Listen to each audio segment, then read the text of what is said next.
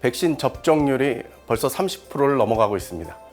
우려와는 달리 백신 접종자가 빠르게 증가하고 있습니다. 정부의 예상은 9월이면 집단 면역이 가능하다고 합니다. 원활한 백신의 수급과 국민들의 적극적인 접종 참여가 이루어낸 결과입니다. 이제 교회도 백신에 대한 기대가 커지고 있습니다. 얼마 전 다니고 있는 작은 교회에서 확인을 해보니 이미 백신을 접종한 인원이 성인의 절반을 넘어섰습니다. 아마 대부분의 교회들이 비슷한 상황일 것 같습니다. 이는 어르신들이 많은 이유도 있지만 또 교인들이 적극적으로 백신 접종에 참여한 결과인 것 같습니다. 백신을 접종하고 나면 몇 가지 혜택이 있습니다. 그 중에 하나는 모임에 참여할 때 제한 숫자의 제약을 받지 않는다는 점입니다. 즉 교회에서도 7월부터는 백신 접종자는 앞으로 인원 제한에 걸리지 않습니다. 즉 자석 대비 30%의 참석 제한에서 접종자는 개수가 되지 않습니다. 아마 앞으로 백신 접종자가 늘고 집단 면역 수준으로까지 올라가면 교회 참석 제한도 곧 풀릴 것으로 보입니다. 예배를 회복하기 위해서라도 백신 접종에 우리가 열심을 내야겠습니다. 이제 앞으로 교회는 교인들을 맞이할 준비를 해야겠습니다. 그동안 제약이 있었던 예배 참석 인원이 빠르게 늘어날 것 같습니다. 최근에도 백신 접종이 늘어나고 젊은 층에도 백신이 허용되면서 주일 예배 참석 인원이 늘어나고 온라인 예배 시청이 빠르게 줄어들고 있습니다. 이 반가운 소식에도 불구하고 목회자들은 지금 걱정 가운데 있습니다. 지난 1년 반 동안 보이지 않았던 교인들이 다시 다 돌아올 수 있을까 하는 그러한 걱정입니다.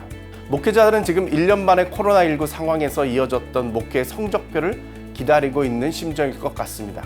최근 한 대형교회 목회자와 대화를 나눈 적이 있습니다. 정확한 통계는 아니지만 현재 교회에 연결되어 있는 교인이 이전에 비해서 50% 정도일 것으로 보고 있었습니다. 아마 코로나19가 지나고 교회가 완전히 열려도 절반 정도는 돌아오지 않을 수 있다라는 그런 생각입니다. 오늘도 중형교회 목회자와 대화를 나누었는데요. 비슷한 질문에 교인들의 30% 정도가 연락이 안 된다고 합니다. 그러면서 하는 이야기가 이들은 이제 우리 교회를 떠났다고 봐야 한다라는 이야기였습니다. 아마 이게 한국교회의 현 주소일 것 같습니다. 앞으로 예배 인원에 대한 제약이 풀리고 온전히 가능해진다고 해도 30에서 약 50% 정도의 인원은 돌아올 가능성이 없습니다. 인원도 문제지만 무엇보다 신앙 형태가 변하는 것에 우리가 주목을 해야 합니다. 온라인 예배에 익숙해진 교인들의 요구를 어떻게 수용할 것인지 고민을 해야 하는 것이죠. 가장 기본적인 것은 온라인 예배의 병행입니다. 함께 모여 예배하는 것이 당연하지만 이제 온라인 참여도 우리가 받아들여야 합니다. 그들을 지적하여서 내어 쫓는 오류를 범해서는 안 됩니다. 이제 핸드폰을 신체의 연장으로 보는 이들에게 온라인 예배는 가짜다라고 이야기하는 것은 정말 이상한 소리가 될 수 있습니다. 최재붕 교수는 그의 책 호모 사피엔스에서 이제 핸드폰은 현대인들에게 5장 7부에 속한다라고 합니다. 인간의 장기가 5장 6부인데 이제 핸드폰이 7번째 신체의 일부가 되었다라는 것입니다. 그만큼 우리 일상 가운데 떼어놓을 수 없는 것이 되었다라는 것이죠. 이제 SNS나 가상현실 등으로 인해서 사람들은 온라인과 현실 세계를 구별하지 못합니다. 아니 정확하게는 구별해야 될 필요조차 느끼질 않습니다. 최근 만난 한 청년은 핸드폰으로 예배에 참여하니 목사님이 자신에게 직접 설교하는 것 같아서 더 감동을 받고 있다라고 합니다. 이제 온라인과 오프라인의 구분은 큰 의미가 없습니다. 오히려 온라인의 새로운 가능성을 열어가야 합니다. 지금과 같이 오프라인 예배를 온라인으로 중계하는 것에서 끝나는 것이 아니라 온라인 영상에 맞는 새로운 콘텐츠도 개발해야 합니다. 그리고 공간에 대한 새로운 생각이 필요합니다. 밀집된 집합에 대한 두려움은 떨쳐버릴 수가 없습니다. 이전과 같이 장의자에 빽빽하게 앉아 옆 사람과 맞닿는 모임은 이제 불가능합니다. 그러면 한 공간에 모일 수 있는 인원은 이전에 비해 30에서 50%가량 줄어듭니다. 앞으로 이 공간의 문제를 어떻게 풀어나가야 될지 각 교회들은 많은 고민을 해야 합니다. 최근에 한 목회자와 만났는데 하루에 예배를 5번, 6번 나누어서 드리지만 한계가 있다고 합니다. 그렇다고 공간을 계속적으로 늘릴 수도 없습니다.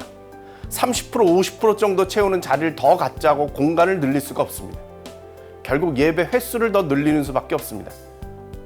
이왕 이렇게 횟수를 늘린다면 예배를 좀 다양하게 해야 합니다. 이제 사람들의 관심은 한 가지로 수렴되지가 않습니다. 다양한 모양의 예배 가운데 자신에게 맞는 그런 예배를 찾아갈 수 있도록 도와야 합니다.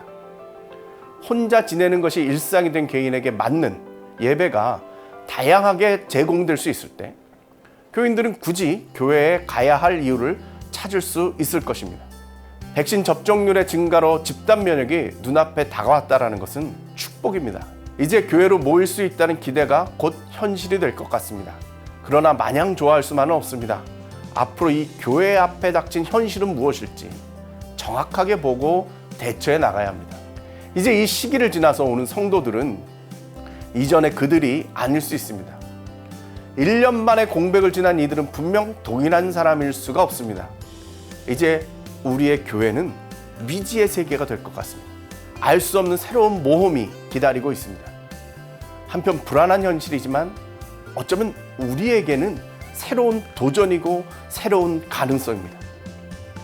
바울이 이스라엘을 넘어 이방의 땅으로 갔을 때 기독교가 세계로 나아갈 수 있었던 것처럼 이제 새로운 환경에서 새로운 목회의, 놀라운 일이 일어나기를 기대합니다.